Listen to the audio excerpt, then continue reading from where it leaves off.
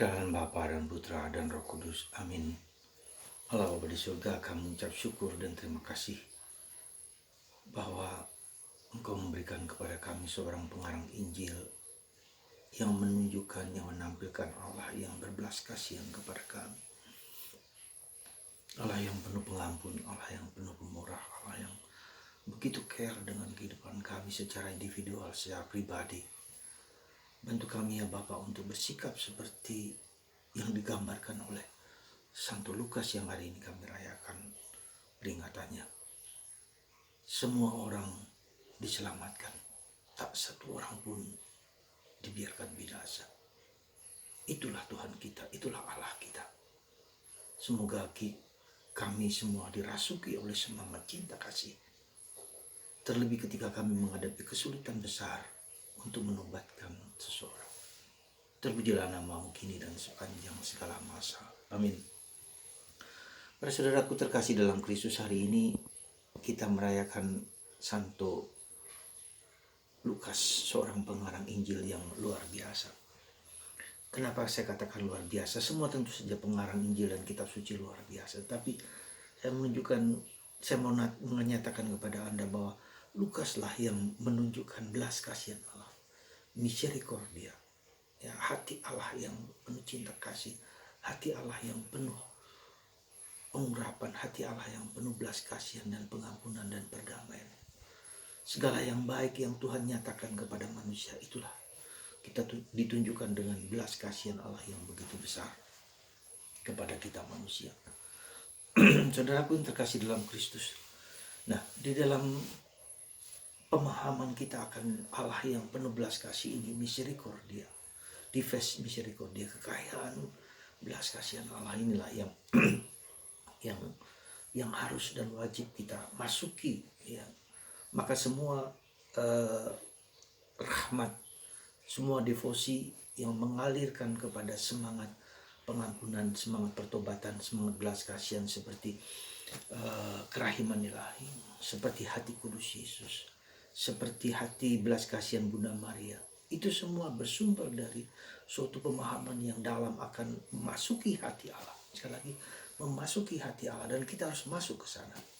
Nah, saudara, tentu saja bukanlah yang gampang, tetapi menurut saya ketika kita memasuki misteri kerahiman Allah yang melimpah seperti lautan luas itu, maka kita dihadapkan juga dengan kenyataan yang begitu besar juga, kerakusan, ya, keangkaran murkaan manusia, kejahatan manusia yang seperti tidak dapat terpikirkan dan terbayangkan di zaman yang terus berlangsung sejak dulu sampai sekarang, ya. Demikian juga dengan gereja mengalami juga suatu krisis yang satu dan krisis yang lain, dan sekarang juga mengalami krisis yang juga tidak sangat mudah untuk dimengerti dan dipahami.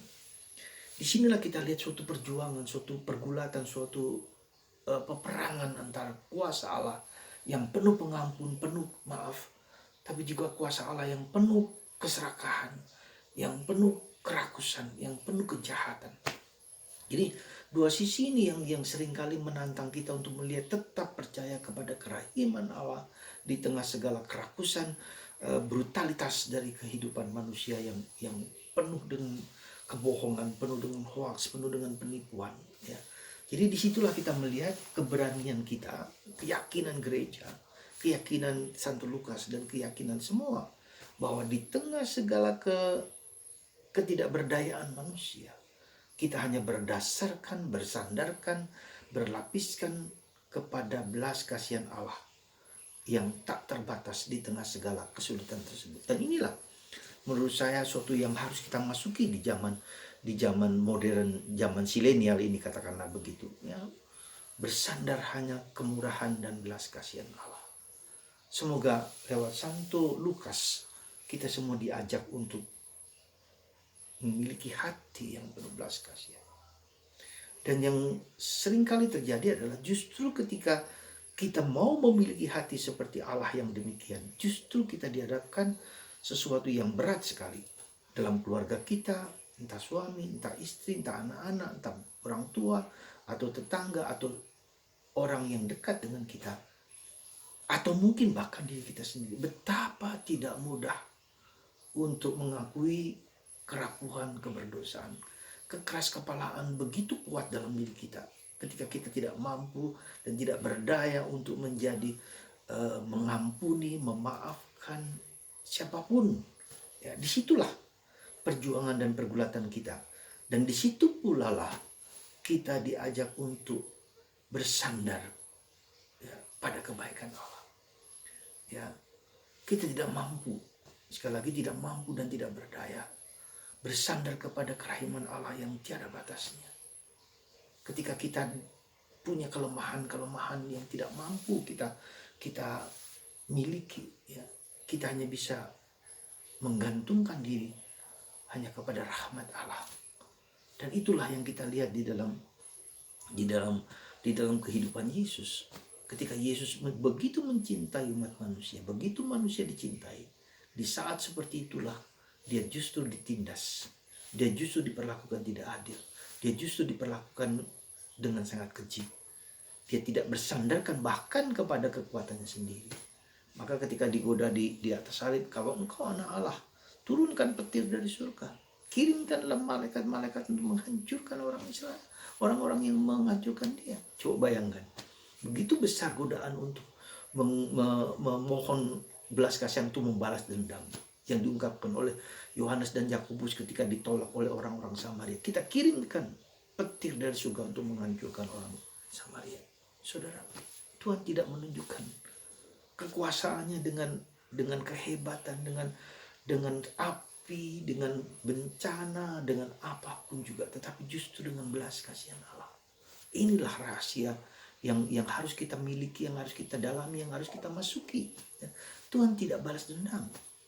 Ya, apakah kita perhatikan, apakah kemudian dengan Yesus disalibkan Tuhan balas dendam? Tidak, tapi justru dengan belas kasihannya. Ketika disalib itulah seorang tentara Romawi, sekali lagi seorang tentara Romawi berkata, sungguh dia adalah anak Allah. Saudara, jalan belas kasihan, jalan cinta kasih, jalan pengampunan adalah jalan keselamatan. Dan itu ditunjukkan oleh Lukas. Apa juga yang bisa kita renungkan dari Lukas ini adalah bahwa dibutuhkan orang-orang yang demikian ini, seperti yang dilukiskan oleh Lukas, manusia yang penuh belas kasihan ini. Dan kita mohon rahmat itu supaya semakin banyak orang yang penuh belas kasihan, bukan dengan kekerasan, tapi jalan perdamaian, jalan kebaikan, jalan kemurahan hati yang kita jalankan dalam hidup kita. Anda dan saya menjadi pewarta kabar baik dimanapun ada kesulitan, ada kekerasan, ada ketidakberdayaan. Mari saudara, Anda adalah jalan perdamaian. Anda dan saya Allah cinta kasih, seperti yang dinyatakan oleh Santo Lukas. Dan kita mohonkan itu secara khusus orang-orang yang dia panggil untuk menciptakan dan mencintai perdamaian dimanapun juga berada. Kita ingat kata perdamaian dengan Santo Fransiskus Assisi.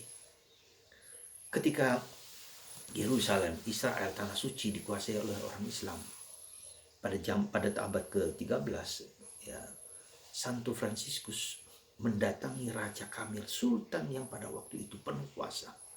Datang kepadanya saja semua orang akan dibabat habis. Tapi dengan jubah yang sangat sederhana, dengan seorang bruder, dia mendampingi, berjalan bertemu dengan Raja Kamil untuk minta supaya tidak terjadi peperangan lagi. Bahkan Santo Fransiskus menghendaki supaya dia menjadi percaya pada Yesus. Dan Raja mengatakan, tidak, aku punya kepercayaan yang lain. Seorang yang luar biasa, saudaraku. Di saat itu, di zaman itu, datang sendiri, tidak dengan bala tentara yang malaikat yang besar, tapi justru dalam kerendahan hati, dalam kerapuhan, keberdosaan. Meski kemudian perang terus berlangsung, tapi tempat-tempat suci di Yerusalem, di Israel, tak pernah dijamah oleh Raja Kamil. Ya. Tempat-tempat Yesus sampai sekarang dirawat oleh para Fransiskan di tempat itu. Kita bersyukur suka bersyukur bahwa itu terjadi karena Santo Fransiskus yang luar biasa, juru damai. Dan sekarang gereja juga, setiap kali gereja Paus mengadakan perdamaian untuk seluruh pemimpin agama, apapun agamanya, dikumpulkan di sana untuk saling berbagi, saling mengerti, memahami, menerima ya, satu sama lain. Bukan kita yang menentukan hidup manusia, hanya Tuhan. Kita hanyalah alat supaya kita berdamai, bersembah sujud di hadapan Tuhan. Semoga Anda dan saya jangan pernah menggunakan jalan kekerasan dalam menyelesaikan segala problem. Karena Roh Kudus bekerja di hati orang yang penuh belas kasih. Entah kepada anggota keluarga, kepada suami, kepada istri, kepada anak-anak yang keras kepala sekalipun. Lewat cinta kasih, lewat perdamaian, lewat kemurahan hati, lewat belas kasihan, akan terjadi keselamatan. Semoga Anda dan saya memilih jalan damai daripada jalan kekerasan, jalan Yesus, jalan Allah, jalan kerahiman ilahi. Tuhan berkati Anda semua dalam nama Bapa dan Putra